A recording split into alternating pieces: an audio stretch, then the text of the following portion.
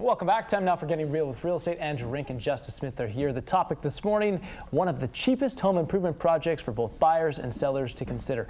Andrew Rink, you're up first. What exactly is the cheapest way for somebody to upgrade their home? Well, we've discussed a lot of different aspects of homes over the time here, and one of the most effective ways would be a fresh coat of paint. That's it. That's it. I mean, it sounds pretty simple, but it's as easy as that.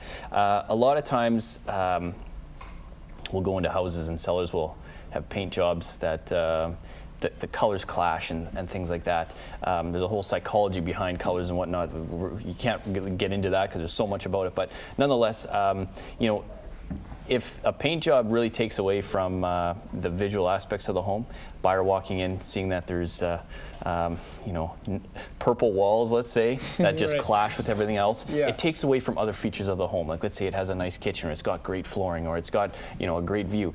You're just drawn to the paint. You're drawn to the paint, and it just takes away from the entire feel and comfort of the home. So, you know, little things of putting in neutral colors potentially is definitely going to make a big difference. And vice versa on the buying side, as a buyer going into that same home, that's all they're thinking about. So it makes a hard time for a buyer to make a purchase and the seller to make the sale. So different things that can happen just because of a paint job, as simple as it sounds. Let's talk about some of those mistakes you just mentioned. Here are some examples of maybe what not to do.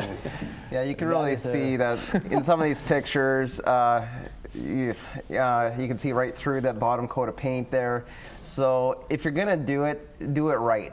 Don't make your paint job look like any of these photos. There's some considerations that you want to do take an effect. Those are pretty nasty. Yeah, pretty bad. I would say, you know, start at the paint store. Talk to the folks there. You know, they're experts at what they do, and they can point you in the right direction. Even picking the right kind of sheen of paint. You know, you got your flat or your matte paints, your low luster, your semi-gloss, and your high gloss paints. You know, some of those can make a big impact. For example, the flat paints, they actually will hide a lot of the imperfections that you have, but they're harder to clean. Whereas your high gloss paint, they've got high reflectivity. It's going to show a lot of the imperfections. So if you're going to do it, you know, like using the proper primer, preparing the surface, there's all these considerations for the quality of the paint.